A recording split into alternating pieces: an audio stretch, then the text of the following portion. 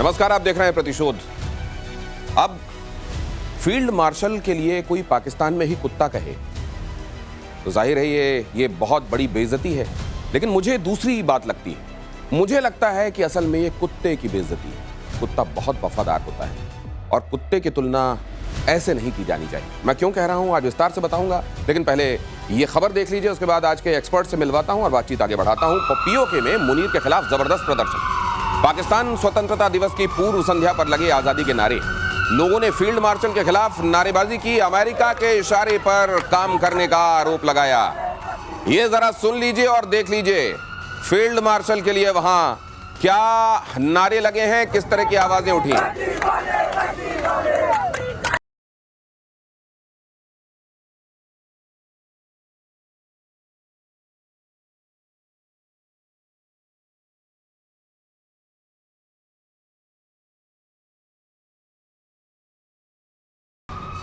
अगर आप सुन ना पा रहे हो वो क्योंकि थोड़ा सा धीमी आवाज आ रही थी, तो उसमें अमेरिका ने कुत्ते पाले वर्दी वाले ये नारे लगाए जा रहे हैं। इसके पहले आप लगातार सुनते रहे हैं ये जो दहशतगर्दी है इसके पीछे वर्दी है। तो वहां वर्दी ने क्या कमाया है ये आप देख लीजिए। वहां की आवाम वहां की वर्दी की इतनी इज्जत क्यों करती है ये भी आपको समझ में आ गया होगा।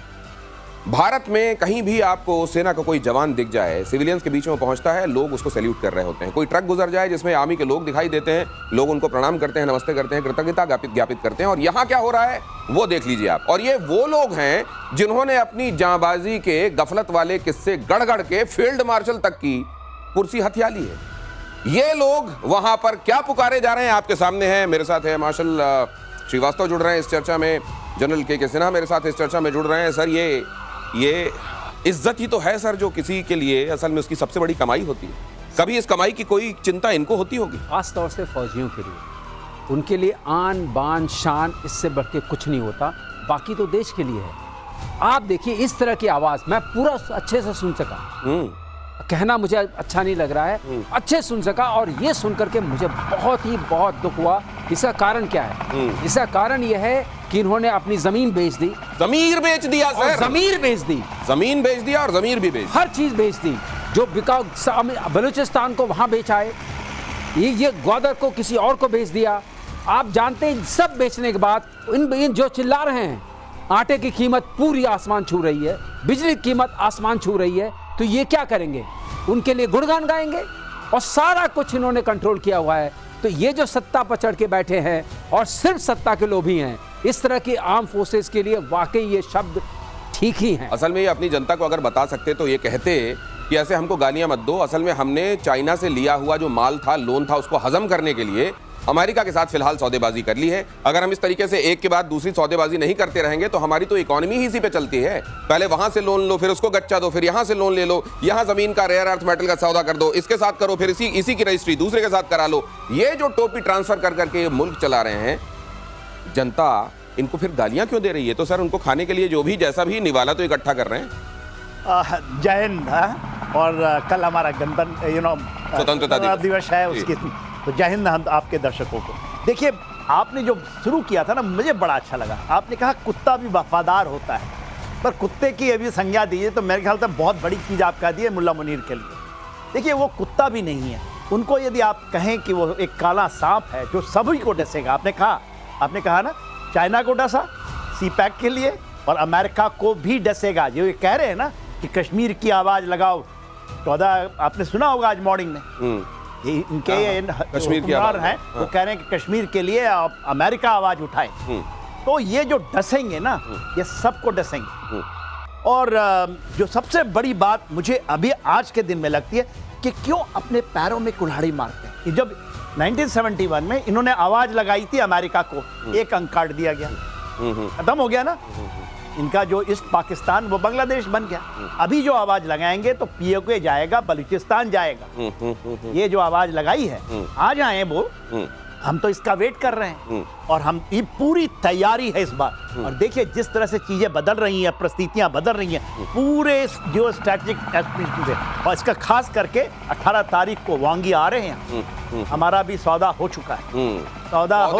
तो अगर अब यही चल रहा है तो फिर इस मामले में भी देखिए, जो शरीफ होता है वो अमूमन चाहता है कि वो इस तरह के कामों में ना पड़े। लेकिन अगर इस तरह का खेल शुरू ही हो गया है तो फिर ठीक है, फिर ये भी देखा जाएगा। और शहबाज ने किया रॉकेट फोर्स बनाने का ऐलान, चीन की तर्ज पर रॉकेट फोर्स बनाने का फैसला, आर्मी रॉकेट फोर्स कमांड के गठन का ऐलान, ऑपरेशन सिंदूर में हार के बाद पाकिस्तान का फैसला, हम रॉकेट फोर्स बनाएंगे। और आप प्लीज मेरे जो दर्शक हैं प्रतिशोध के, आप बहुत हैरान मत होइएगा।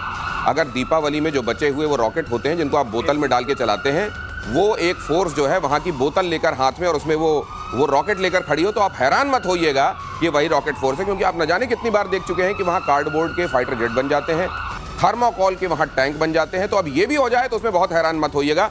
लेकिन मुझे हैरानी इस बात की हो रही है कि फील्ड मार्शल ने क्यों ऐलान नहीं किया। शहबाज ऐलान करते हैं वो जो ऐलान करना चाहिए असल में फील्ड मार्शल को, और फील्ड मार्शल को जो कहना चाहिए वो शहबाज कह रहे हैं। ये क्यों होता है? ये इसलिए हो रहा है कि अदला बदली नहीं कहेंगे, वो उसको कहता है आप जरा ये बोल दो, बोलना ही है।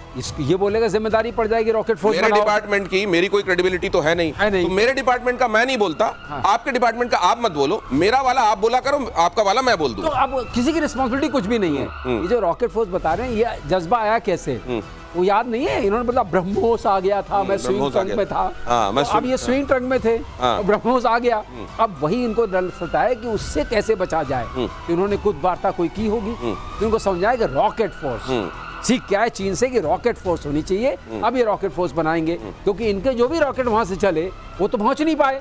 अब कौन सी फोर्स बनाएंगे वो तो ये बताएंगे, किस चीज से बनाएंगे। नाम अच्छे अच्छे रखे हुए, लेकिन एक बार हम भी नाम लेते हैं ना, अबाबील, हाँ, रजनी, गौरी, सुन के आप। लेकिन ये सर में मुझे लगता है कि इससे पहले ये कुछ ना कुछ पक्का इस मामले में ये नाम फैंसी नाम देकर ये अपनी पॉकेट फोर्स बनाने में लगे होंगे। ये कुछ और पॉकेट में चला जाएगा रॉकेट। लेकिन मुझे ये बताइए सर, ये रॉकेट फोर्स अलग से डिप्लॉय करना, अरे आपके पास एक आर्मी है जो केपेबल है, उसमें डिपार्टमेंट आप फर्दर बांटते हैं उसको, किसको क्या करना है, अलग से रॉकेट फोर्स।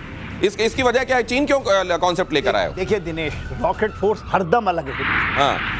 वो आर्टिलरी का हिस्सा है, सपोर्टिंग आर्म का हिस्सा है, और वो अलग ही होता है चाहे दुनिया के कहीं। आप रॉकेट फोर्स बोल दीजिए। देखिए जो भी इनके जब मिसाइल सिस्टम्स हैं वो कहीं भी इंटीग्रेटेड तरीके से चलाए जाते हैं। तो रॉकेट फोर्स करके क्या आप करेंगे? आप नेवी से भी कुछ निकालेंगे, एयरफोर्स से भी निकालेंगे, जमीन से भी निकालेंगे।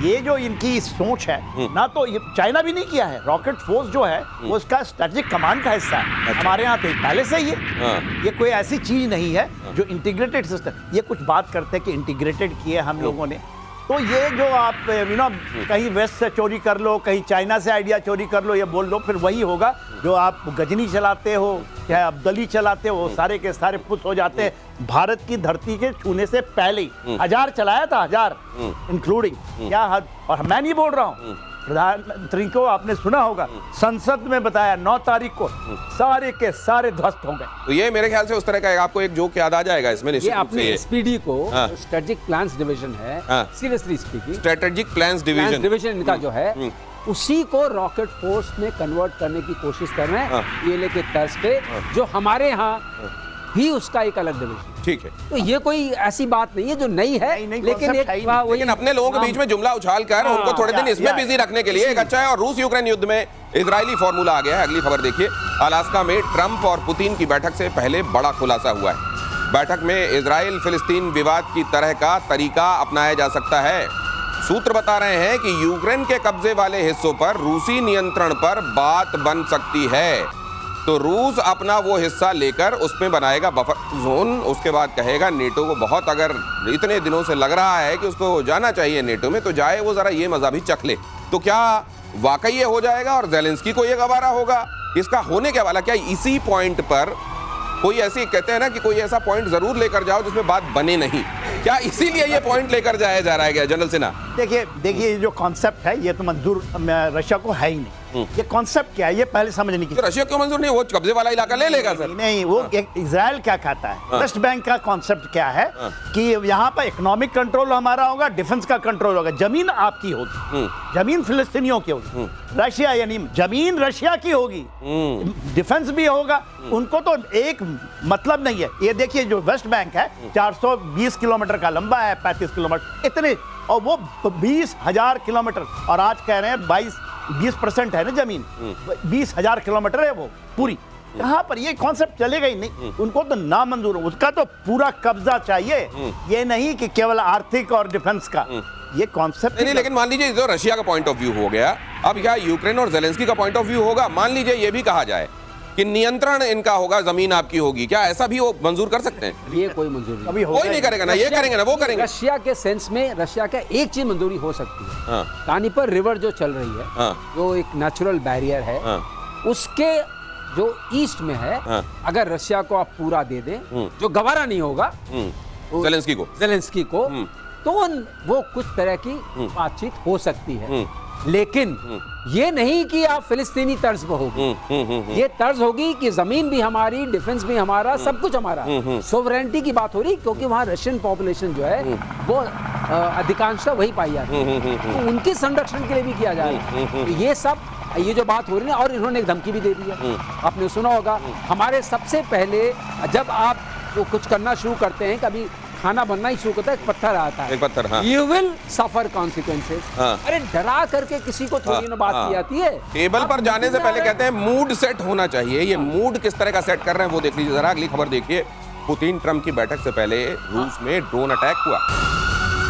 रोस्टोव ऑन डॉन में अपार्टमेंट पर यूक्रेनी ड्रोन का हमला। अटैक में 10 फ्लैट्स को नुकसान हुआ है और ड्रोन हमले में 13 लोग घायल हुए हैं। वीडियो फुटेज में साफ दिख रहा है कि ड्रोन धीरे धीरे उड़ते हुए एक इमारत की छत से टकराया और इसके बाद विस्फोट हुआ और ड्रोन को A-22 फ्लाइंग फॉक्स बताया गया है, जो 20 किलो तक विस्फोटक अपने साथ ले जा सकता है। यहाँ पर आपको ये दिखाई दे रहा है ड्रोन, देखिए कैसे ये जाता है और कैसे इस जगह को निशाना बनाता है। और अब ये हो रहा है किस बैकड्रॉप में, कि वहां पर ये बैठक होने वाली है। उस बैकड्रॉप में, शांति बैठक की बैकड्रॉप में देख लीजिए कैसा ये एक जिसको आप कहते हैं कि उसके लिए टोन सेट की जा रही है। सारे शांति दूत लग रहे हैं, बल्कि प्रील्यूड कह लीजिए। प्रील्यूड, ये प्रील्यूड अगर ऐसी है तो आप सोचिए मुखड़ा स्टेंजा तक जाते जाते मामला कैसा हो जाएगा। जनरल सिन्हा, इस तरह के माहौल में क्या बात होगी? देखिए, मुझे ये लगता है सर, जब आप बोला था आपको, मैं बोला था कुछ नहीं बनने वाला है, और डोनाल्ड ट्रंप आज वो कह गए कि कुछ नहीं होगा।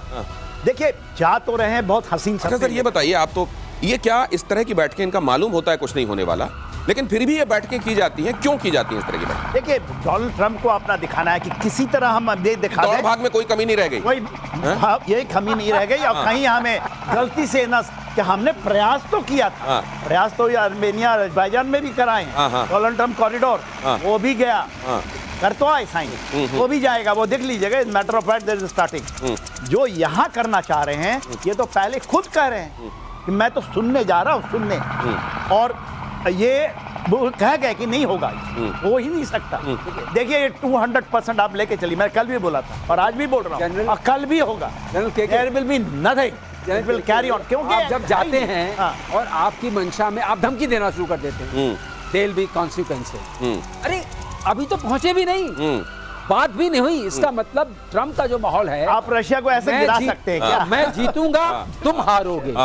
उनका कभी ये नहीं, विन विन वाली बात ही नहीं होती है। मैं जीतूंगा, तुम हारोगे, मैं जीतूंगा, तुम हारोगे, ऐसा आप सोचते होगी कोई सच नहीं बात। तो ये ठीक है, ये इसीलिए किया जा रहा है कि वो जब अपना बायोडेटा भेजें वहां उस कमेटी के सामने जो देखती है नोबेल के लिए पीस किसको मिलना चाहिए, तो ये बता सकें कि इतनी बैठकें की तो हैं, शांति के लिए तो की हैं, हासिल नहीं हुआ कोई बात नहीं, भी बैठ के आगे भी जारी रखूंगा। आर्मेनिया अजरबैजान सीज फायर से जुड़ी खबर देखिए जरा। शांति समझौता करके बुरी तरह फंसा आर्मेनिया। आर्मेनिया में सीज फायर का जबरदस्त विरोध हो रहा है। ट्रंप ने युद्ध रुकवाने का दावा किया था। जहां जहां चरण पड़े ट्रंप के, नहीं संतन के तो जहां पड़ते हैं कल्याण हो जाता है, जहां जहां चरण पड़े ट्रंप के, तहां तहां बंटा ढार वाली स्थिति दिखाई दे रही है। यहां भी गए थे ये गए, और इन्होंने जो जंगजूर का काम किया, कॉरिडोर जो कहलाता है, वो आर्मीनिया के सपने हो गए चकनाचूर। एक्चुअली ये पूरा का पूरा आर्मीनिया के कॉस्ट पर है। तो जैसे कह रहे थे जनरल सिन्हा अभी थोड़ी देर पहले, ये कोई टिकने वाली चीज है। अगर आपने सबको पटक दिया, टिकने वाली चीज नहीं है। लेकिन एक बात है, ट्रंप ने क्या किया है कि ये 99 ईयर्स तक उनका हो गया, 99 साल, और ये है कोई 45 लंबा और 4-5 किलोमीटर चौड़ा। अब वहां बैठ गई है। अब मैं आपको एक बात जरूर कहना चाहता हूं, 3 बिंदुओं को जोड़ी। पहली बात, टर्की कुछ भी करे, हाँ। ट्रंप नजरअंदाज करते नजर आ रहे। ठीक है, आपने देखा, ठीक है। क्योंकि कॉकेसस में उनको कोई आदमी चाहिए। क्विकली सर, हाँ सर। उसके बाद जो है आप देखिए मिडिल ईस्ट में इजराइल कुछ भी करे, कोई हंगामा मचाए, चुप रहते हैं। ठीक है। और हमारे यहाँ पाकिस्तान कुछ भी हाँ, करे। कुछ भी करे। वही बात है, क्योंकि तीनों जगह क्षेत्र में। और ये भी नहीं है कि जिनके लिए आंख बंद किए रहते हैं उनका भलाई हो जाए, ठीक से भला हो जाए। ये बंदर और बिल्ली वाला आपने वो देखा है ना, जहां पर वो रोटी बांटने वाला काम था, उसको कैसे रोटी बांटी गई एक के बाद दूसरे को, और किसी का कोई भला नहीं हुआ। वही कर रहे हैं ये। और जंग जो कॉरिडोर पर तिलमिलाए रूस और चीन ईरान, ट्रंप कॉरिडोर पर नया घमासान शुरू। ट्रंप कॉरिडोर पर अमेरिका वर्सेस ईरान हो गया। कॉरिडोर के खिलाफ ईरान, रूस और चाइना। ईरान रूस के लिए कॉरिडोर नया खतरा। उनके लिए कैसे खतरा है सर? बहुत बड़ा खतरा है, बिल्कुल बैठे हैं बीचों बीच में, और उनकी पूरी फौजें बैठ जाएंगी। ये सबसे बड़ा टेक्टोनिक शिफ्ट है। तो ये फिर क्या बहुत नाम उन्होंने ट्रिप रखा है। ट्रिप का मतलब क्या हुआ?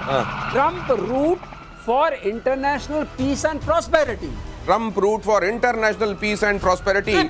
लेकिन जहां के पास ये पूरा ट्रिप हो जाएगा। तो सर अभी क्या होने वाला है इसका? देखिए थोड़ा सा समझने की।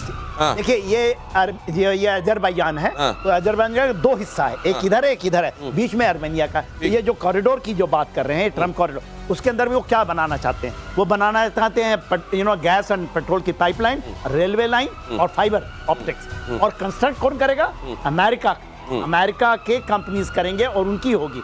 देखिए इसमें रूस थोड़ा सा माना था कहीं ऐसे, इसलिए ईरान भी थोड़ा सा खफा है। और आर्मेनिया ने जो सबसे बड़ी गलती कर दी, उन्होंने बात मान ली इसकी। मगर रूस जो चाहता था north south corridor, north south corridor तो हमारी है ना, इंडिया भी उसमें लगा हुआ है, तो ये जाना था आर्मेनिया होकर के, और आर्मेनिया रूस चाहता। और देखिएगा ये कल बात फिर होगी, इसलिए कहते हैं ये खत्म। वो नहीं मानेगा, रूस नहीं मानेगा, क्योंकि आर्मेनिया तो उसके अंदर में है। आर्मेनिया चाहता था कि ये कॉरिडोर के बीच से निकलेगा, या तो उसके बीच से निकलेगा। और ईरान, उसने कहा जी शपथ खाई है, ये बनने से पहले ही, आपने बताया ना 45 किलोमीटर का, उसके पहले ही खत्म। उसके पास करने नहीं देगा ईरान, क्योंकि ईरान विल गो बैक। और केवल ये नहीं, सेंट्रल एशियन, और फिर ईरान के साथ रशिया और चाइना भी तो वही उसी तरीके की यारे का हिस्सा है। ये जो एक्सक्लेव से जोड़ रहा है दोनों का। जो अजरबैजान का, अजरबैजान प्रोमिनेंटली मुस्लिम कंट्री, तो टर्किक वाला जो हिसाब किताब है उसमें आता है। और ये जो आर्मीनिया है, ये मोस्टली कंजर्वेटिव क्रिश्चियंस हैं जो तालमेल खाते हैं रशियन के साथ। तो ये एक तरह एथनिक प्रॉब्लम है। और ये ईरान के बिल्कुल पास में दबदबा हो जाएगा, पूरे फुल फ्लेज उससे दबदबा हो जाएगा अमेरिका का। तो ये कैसे बर्दाश्त होगा? पूरा कनेक्ट कर रहा है। किसी ने कहा कि दुनिया में आप ये देखिए कि कहीं पे भी अगर समस्या होती है तो उसके आउटकम से कौन बेनिफिट होता है, तो आपको ये समझ में आ जाएगा समस्या हो क्यों रही है। कहीं भी समस्या हो, समस्याएं कहीं पर भी हो, उनसे कोई भी जो उसके स्टेक होल्डर्स जुड़े हुए हैं वो परेशान हो रहे हो, लेकिन बेनिफिट किसका हो रहा है, फायदा किसका हो रहा है? अगर आप ये देखेंगे तो इनवेरिएबली ज्यादातर जगहों पर आपको अमेरिका दिखाई देगा। फिर इसमें और साबित करने के लिए क्या रह जाएगा? जनरल की बात डील है, ये पूरा डील है, पैसे की डील है, चाहे वो पाकिस्तान से डील कर रहा है। जनरल, इसमें इनकी बात माननी पड़ेगी। ये ट्रिप है ना, TRIPP, ये ट्रिप करें। ये ट्रिप बहुत जल्दी ट्रिप कर जाएगा। ट्रिप आपने देखा है ना, आपके यहाँ MCB लगी होती है, वो जैसे ट्रिप कर जाती है वैसे आपकी बत्ती गोल हो जाती है। बहुत जल्दी ट्रिप होगा उस जगह फिर, और देखिएगा क्या होता है वहां। लेकिन तब तक बायोडेटा में ये भी शुमार हो चुका होगा, ट्रिप करके मैंने उस जगह का भला कर दिया। नेतन्याहू के ग्रेटर इजराइल वाले बयान पर भड़के अरब देश। सहयोगी जॉर्डन ने भी नाराजगी जाहिर की। विस्तारवादी सोच से बचना चाहिए, जॉर्डन ने कहा। सऊदी और मिस्र ने भी जताया एतराज। क्षेत्रीय और वैश्विक स्थिरता के लिए बताया खतरा। ग्रेटर इजराइल का विचार पड़ोस के कई अरब देशों को इजराइल में मिलाने की बात कहता है। अब जरा इधर आ जाइए और ये नक्शा जरा इसको भी ले लीजिए। मैं बल्कि आपको ये भी दे देता हूं, आपकी मिसाइल एमाशल श्रीवास्तव। ये जरा ये हिस्सा ग्रेटर इजराइल को लेकर ये विरोध इजराइल ने जो ठाना होता है वो करता है, लेकिन इससे होने क्या वाला है और क्या ये फर्दर कॉन्फ्लिक्ट को बढ़ाएगा? ये कॉन्फ्लिक्ट को जहां पे एक्सप्लेन हो रहा है वहां पे क्लोज इन करिए जी। एक कहा जाता है एस्केलेट टू डी एस्केलेट। तो मुझे यहाँ पर तो लगता है कि ये जानबूझ के ये बयान देके एस्केलेट। एक बार आप इसको समझा दीजिए, फिर जनरल सिन्हा का कमेंट लेता हूं। क्योंकि कई देश शामिल हो गए इसमें। जॉर्डन शामिल हो गया, इजिप्ट शामिल हो गया, सऊदी अरेबिया शामिल हो गया, सारे देश शामिल हो गए।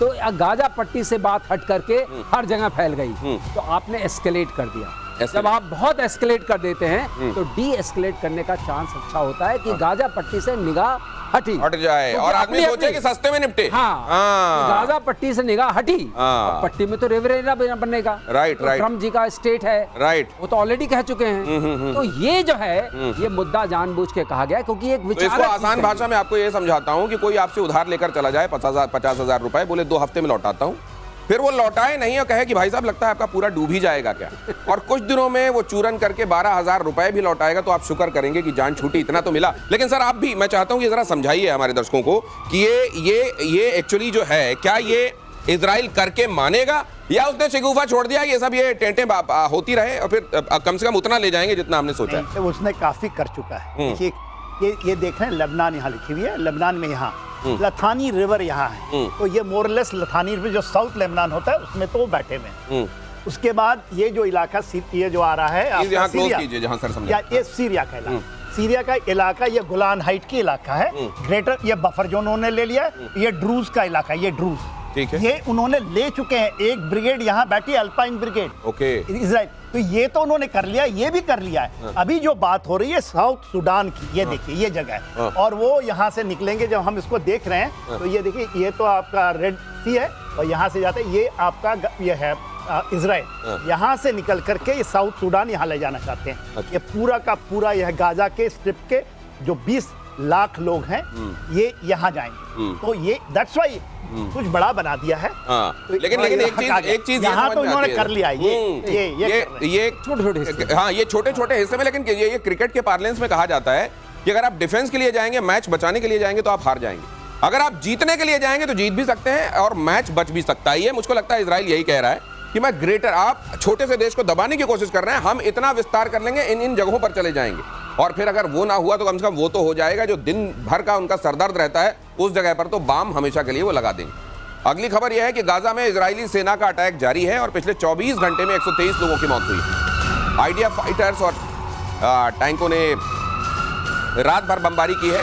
जितून और शेजिया इलाकों में कई घर तबाह हुए हैं। हमास के कब्जे में बंधकों के यौन उत्पीड़न की भी खबर है।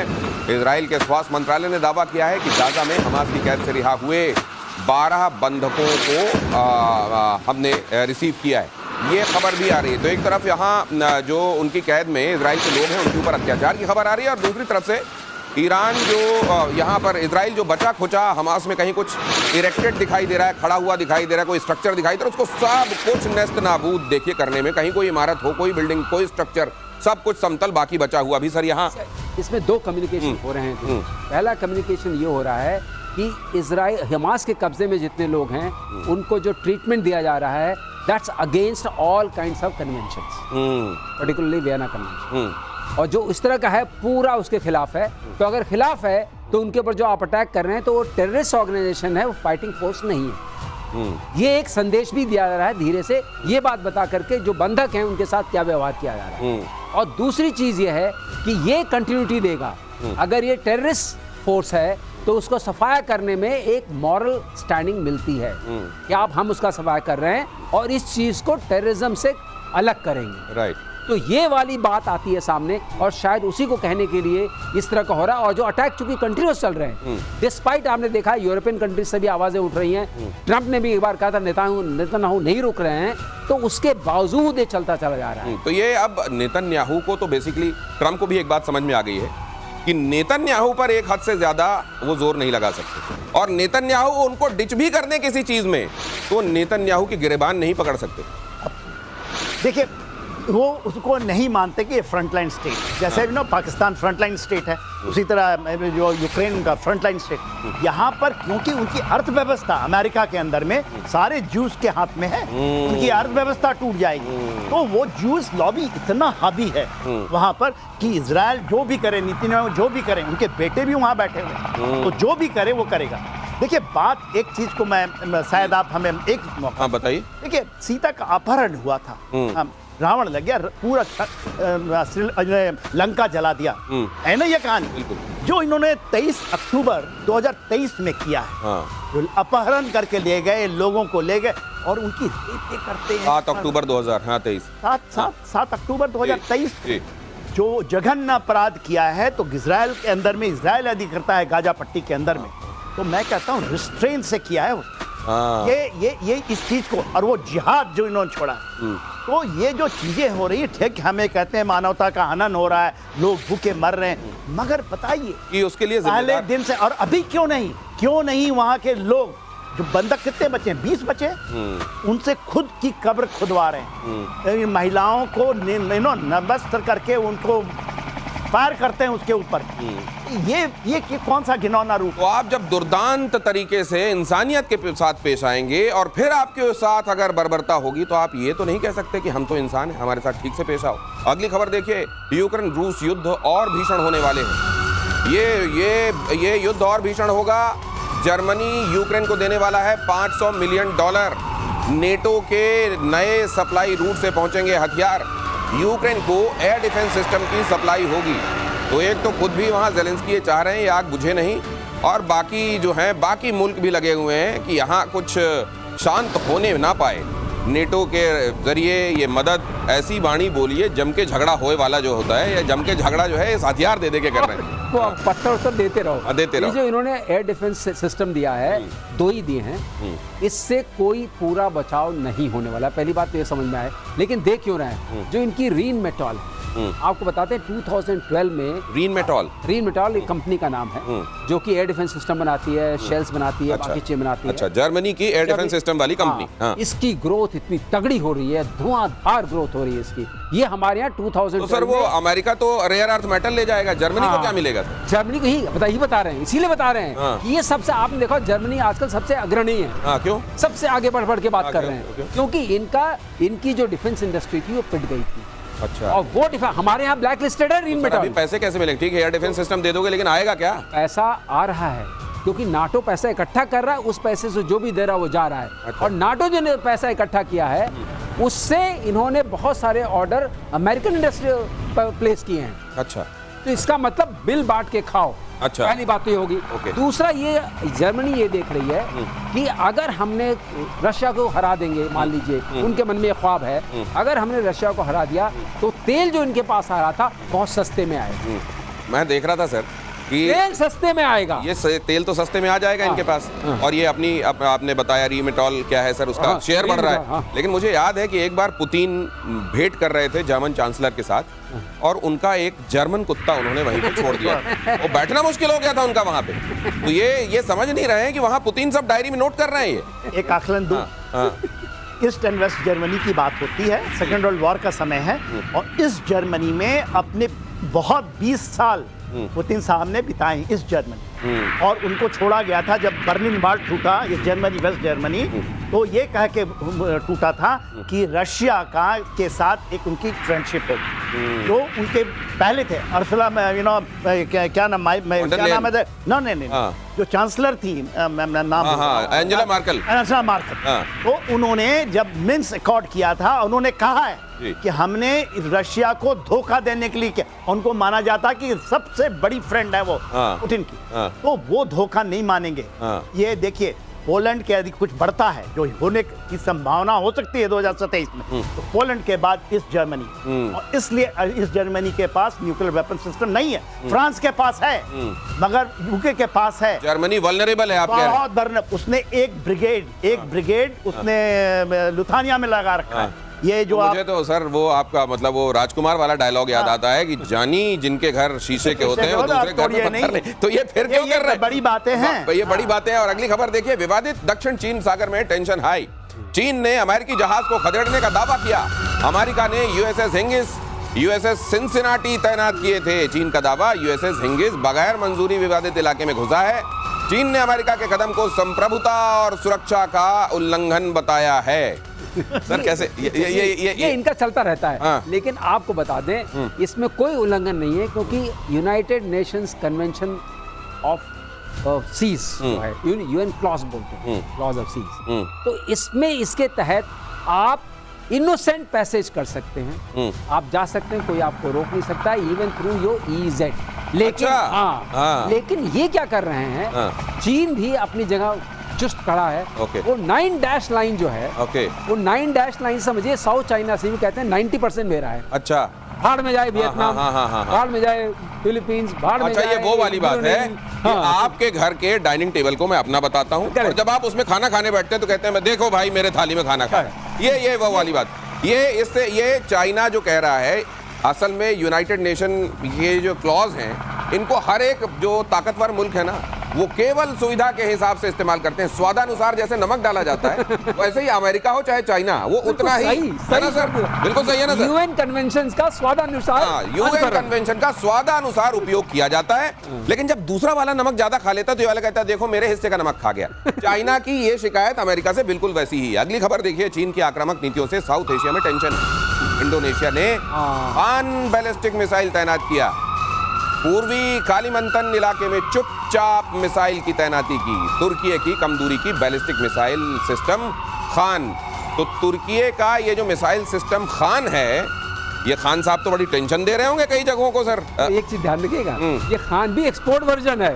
अच्छा, एक्सपोर्ट वाला वर्जन है। ये खास बात है इसकी, एक्सपोर्ट वर्जन है। और अब ये एक्सपोर्ट वर्जन भी अपने दर्शकों को आज समझाई देते हैं। वो जो दीपावली के समय आपने वो मिठाई देखी है ना, जो लोगों के घर भेजी जाती है, कंज्यूम कहीं नहीं होती लेकिन एक घर से दूसरे घर जाती रहती है और जिसमें कुछ ठीक नहीं होता कि कितनी गुणवत्तापूर्ण है कि नहीं, शायद इसी वजह से। तो ये सोन पापड़ी वाला जो हाल है, चाइना से पूछा गया कि तुम्हारे हथियार चले क्यों नहीं पाकिस्तान में, तो चाइना ने कहा एक्सपोर्ट वर्जन था। मतलब हमारे घर में अगर हम बना के हमारे लिए चलाते तो उसकी क्वालिटी अलग होती, एक्सपोर्ट कर रहे हैं तो क्वालिटी अलग है। यही है एक्सपोर्ट क्वालिटी। लेकिन सर ये फिर भी थोड़ा सा मैं थोड़ा दूसरा एक आकलन बड़ा अच्छा उन्होंने किया। देखिए, हमने ब्रह्मोस दिया है, हमने तो भी दिया है ना, और फिलीपींस को दिया है, वो भी 200 एक्सपोर्ट वर्जन ही है, 280 किलोमीटर ही रेंज है। और ये खान का भी रेंज 280 किलोमीटर। अच्छा, देखिए वहां पर डेलिमा है, उसको मलाका डेलिमा कहते हैं। मलाका डेलिमा इंडोनेशिया का हिस्सा है वो। और मलेशिया, वियतनाम भी हमारा ब्रह्मोस ले रहा है। तो ये तो बहुत अच्छा, मैं अच्छा मानता हूँ। किसी से अभी आप ले लें, मिला के चाइना की दादागिरी में जहां लगाम लग सके आप रोकिएगा। अब स्ट्रेटेजिक बात बता दो इसकी क्या है। देखिए वहां पर खत्म हो रहा है। मकासर, एक मकासर स्ट्रेट है और मलाका स्ट्रेट। मकासर स्ट्रेट का क्या है कि वहां से सबमरीन्स, वहां से शिप्स बहुत डीप है, 2000 मीटर्स डीप है। ठीक है। और 45 किलोमीटर मलाका से सारे जहाज गुजरते हैं। तो मलाका का अल्टरनेट वो है। अच्छा, अगर मलाका में हमारा दबदबा है, वहां पर उन्होंने अपना दबदबा रखा है। ओके। और उसकी चीज है पूरी, पूरी चीज डील वाली है। और विस्तार से किसी दिन समझेंगे। लेकिन मलाका स्ट्रेट अगर आप देखेंगे नक्शे में तो समझ जाएंगे चाइना इसको देखकर घबराता क्यों और क्यों इसको डायलेमा कहा जाता है। स्वतंत्रता दिवस की शुभकामनाएं राष्ट्रपति ने दी है। स्वतंत्रता के बाद देश को ऊर्जा मिली, भारत में सभी के लिए समान अवसर पैदा हुए। राष्ट्रपति ने कहा देश की जनता ने लोकतंत्र को अपनाया, हमारा संविधान और लोकतंत्र सर्वोपरि है, लोगों से गरिमापूर्ण व्यवहार जरूरी है। राष्ट्रपति ने स्वतंत्रता दिवस की पूर्व संध्या पर संबोधित करते हुए ये बात कही। मेरे प्यारे देशवासियों, नमस्कार। स्वतंत्रता दिवस की पूर्व संध्या पर आप सभी को मैं हार्दिक बधाई देती हूँ।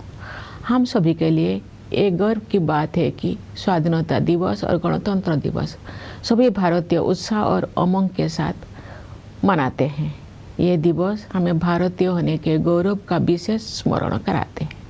15 अगस्त की तारीख हमारी सामूहिक स्मृति में गहराई से अंकित है।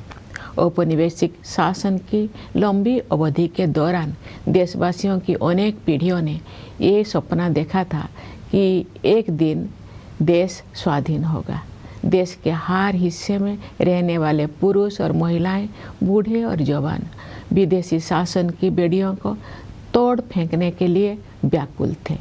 उनके संघर्ष में निराशा नहीं, अपितु बलवती आशा का भाव था। आशा का वही भाव स्वतंत्रता के बाद हमारी प्रगति को ऊर्जा देता रहा। कल जब हम अपने त्रिरंगे को सलामी दे रहे होंगे तो हम उन सभी स्वाधीनता सेनानियों को भी श्रद्धांजलि अर्पित करेंगे जिनके बलिदान के बल पर 78 साल पहले 15 अगस्त के दिन भारत ने स्वाधीनता हासिल की थी।